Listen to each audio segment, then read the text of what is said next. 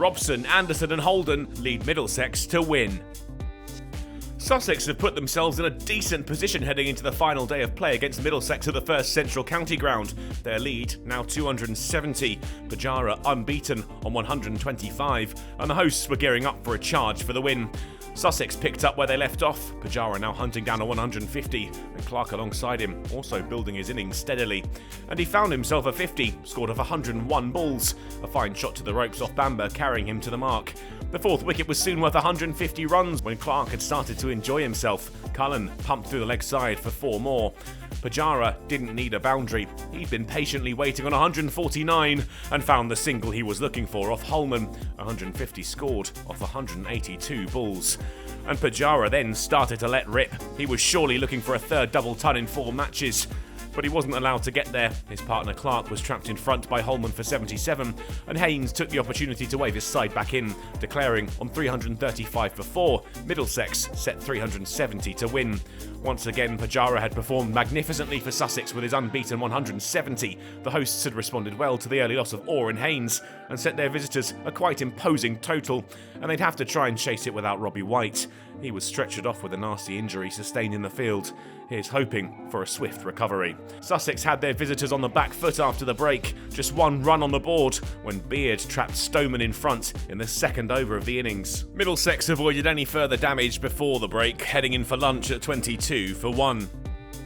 And they kept going after the break. Sussex held back. Even the impressive Ollie Robinson couldn't find opportunities. And before long, they put on 50 runs for the second wicket.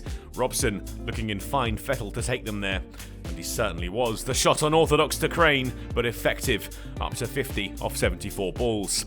He too would be the man to put 3 figures on the board. Crane punched to the ropes to get there. And then another. Too much width from Crane, the pair up to 100 runs together. By the time they reached the sanctuary of the tea break, the score was now 139 for 1, and Middlesex looks like they were out of the woods. The absorbing tussle continued after the break, with more for Middlesex to enjoy. A 50 for Hanscom after tea, just 1 needed off the bowling of Mason Crane. And then 2 off the same bowler, this time from the bat of Sam Robson, took them to a 150-run stand. Robson wasn't done. Crane yet again conceding 2 for another landmark. The Middlesex opener taking the chance to lift the bat, 100 to his name off 131 balls. A Hanscom single took the partnership to 200, but that was the last contribution of the Aussie, pinned in front by Robinson for 79, but with 25 overs left and just 158 needed, had he given his side a chance of victory.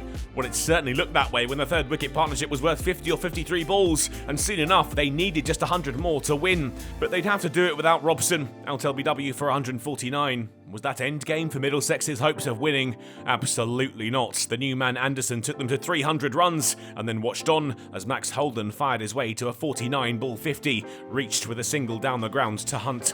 The 50 partnership was a ball quicker. Holden took them to that too, and soon the run rate was above what was needed. The line 30 runs away, and it was looking easy for the fourth wicket pair. And that's how it would finish. A walk in the park for Middlesex, who picked up the win. The chase, a successful one. Sussex's shoulders slumping when Holden found the single required. They and Leicestershire are now the 2 winless sides in the LV County Championship Division 2, despite some impressive performances, not least this week. And those 2 will go head-to-head at the Upton Still County Ground next week, while Middlesex welcome Nottinghamshire to Lords.